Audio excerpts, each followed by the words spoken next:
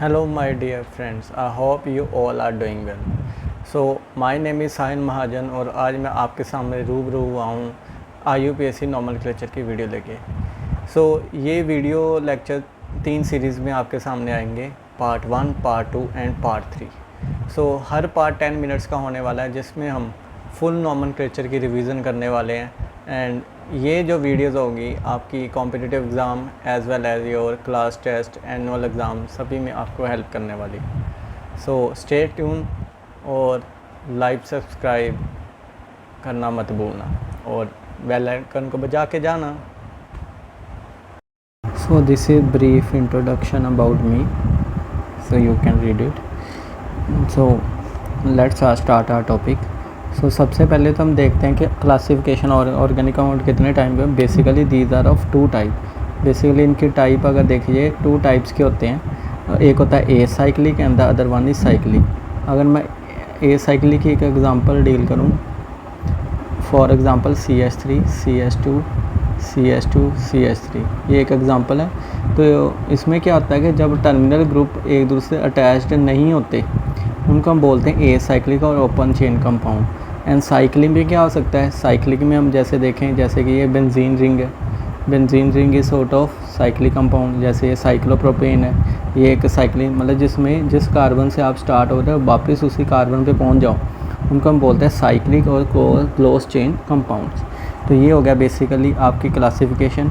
उसके बाद हम देखते हैं नेक्स्ट जो इम्पॉर्टेंट टॉपिक आता है, that is your homologous series. सबसे पहले तो क्वेश्चन यही राइज होता है कि होमोलोगस सीरीज़ क्या होती है। तो होमोलोगस सीरीज़ के लिए कुछ कंडीशंस ओबे होनी ज़रूरी हैं। जैसे कि सबसे पहली कंडीशन क्या होनी चाहिए कि इनके जो आपके जो फंक्शनल ग्रुप्स होते हैं इनके अंदर, तो फंक्शन ग्रुप्स वैसे बेसिकली होते क्या हैं, फंक्शन ग्रुप होते हैं जो किसी भी ऑर्गेनिक कंपाउंड को केमिकल प्रॉपर्टी देंगे।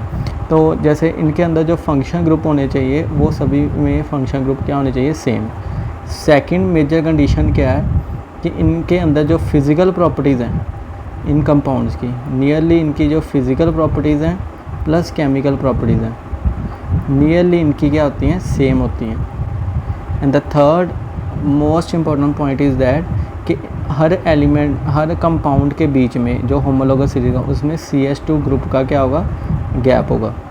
जैसे एक बहुत अच्छी इसकी एक एग्जांपल की बात करें, जैसे हमारे पास है मीथेन। मीथेन का फॉर्मूला होता है CH4। फिर उसके बाद नेक्स्ट एग्जांपल आती है इथेन। इथेन का फॉर्मूला होता है CH2 CH2। उससे नेक्स्ट एग्जांपल आती है आपके पास प्रोपेन। अगर प्रोपेन की एग्जांपल तो वो होती है हमारे पास CH3 CH2 CH3।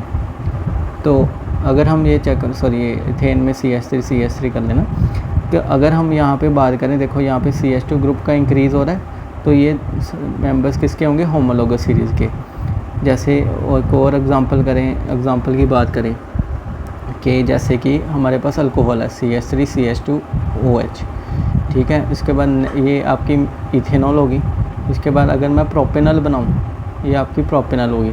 तो यहाँ पे भी देख रहे हो दोनों में कितने मतलब देखो CH2 ग्रुप का डिफरेंस है, ये दोनों भी आपकी क्या होंगे, होमोलोगस सीरीज़ की। चलो एक आपको बेटा हम CTM पॉइंट बताता हूँ। CTM पॉइंट का मतलब होगा कमिट टू मेमोरी, ऐसा पॉइंट जो बहुत ही इंपॉर्टेंट होगा।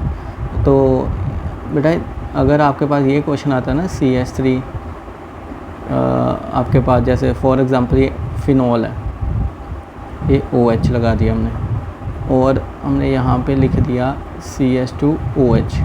क्या ये होमोलोगस सीरीज़ के मेंबर हैं? तो आपका आंसर होना चाहिए नो, क्योंकि बेटा ये फिनॉल, जो फिनॉल होता है ये अपने आप में एक अलग कैटेगरी ऑफ ऑर्गेनिक कंपाउंड है और ये अल्कोहलिक ग्रुप है। तो alcoholic group and phenolic group में डिफरेंस होता है। This is your phenolic group and यहाँ पे ये अल्कोहलिक ग्रुप है और यहाँ पे ये डिसओबे हो रही है पहली कंडीशन, फंक्शन ग्रुप सेम नहीं है। तो ये याद रखना कि ये आपस में होमोलोगस सीरीज़ के मेंबर नहीं होंगे।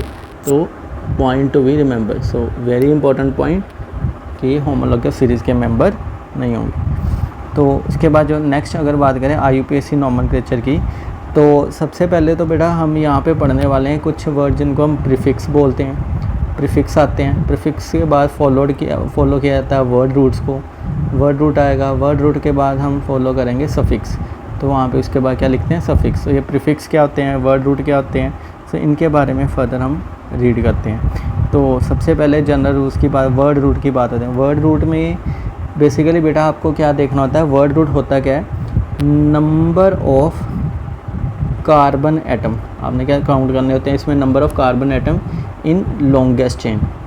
जो भी आपकी लॉन्गेस्ट चेन होगी पूरे, आप देखोगे वहाँ पे सेट ऑफ, अभी एग्जांपल देखेंगे, सेट ऑफ चेन होगी, उसमें आपको काउंट करने नंबर ऑफ कार्बन एटम, जितने भी आपके नंबर ऑफ कार्बन एटम आएंगे उसको हम बोलते हैं वर्ड रूट।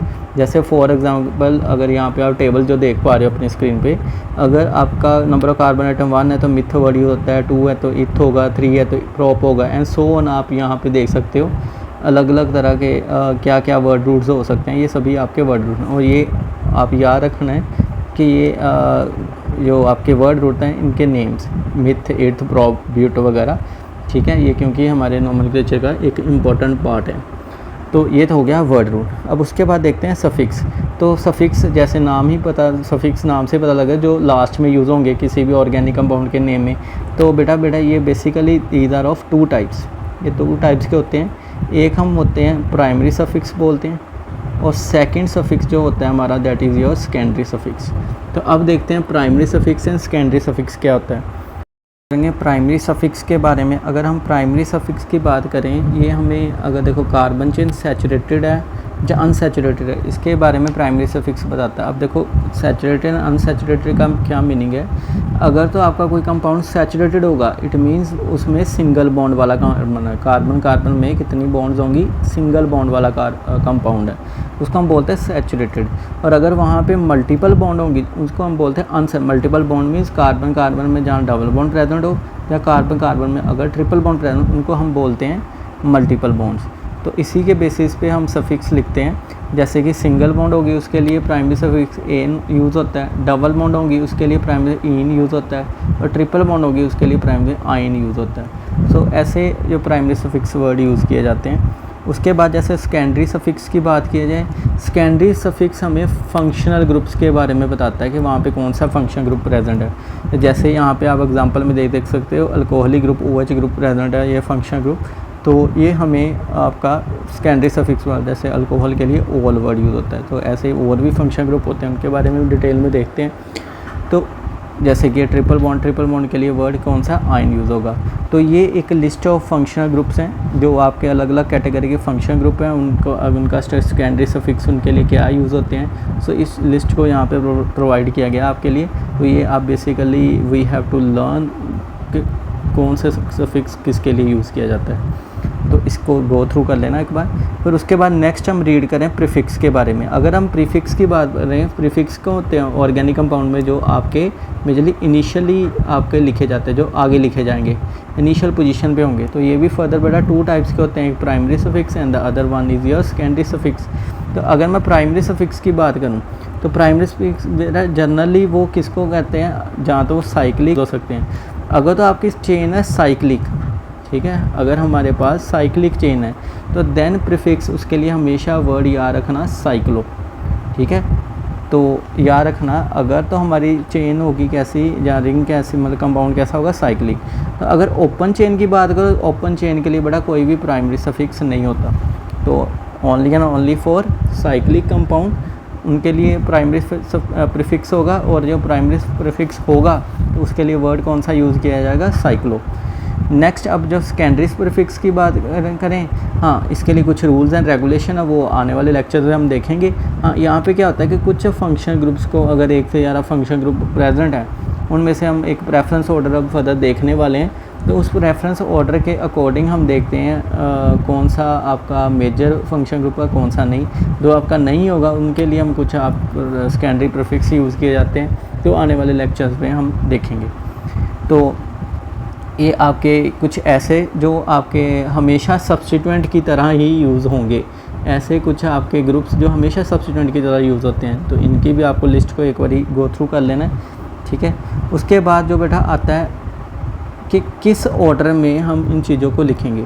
तो सबसे पहले बेटा हमेशा मेंशन करना, अगर तो हमारे जो सेकेंडरी प्रीफिक्स होता है उसको हमने मेंशन करना होता है फॉलोड बाय आपका प्राइमरी प्रीफिक्स, फॉलोड बाय आपका वर्ड रूट, ठीक है। उसके बाद जो आपका आता है प्राइमरी सफिक्स, एंड लास्ट में आपका आएगा सेकेंडरी सफिक्स। तो प्राइमरी सफिक्स वर्ड रूट तो आपको चाहिए मिथ इथ वगैरह जो सब कुछ आता था। प्राइमरी सफिक्स एन इन आइन डबल बॉन्ड ट्रिपल बॉन्ड, ठीक है, सिंगल बॉन्ड है। फंक्शनल ग्रुप सभी इस कैटेगरी में आ जाएंगे।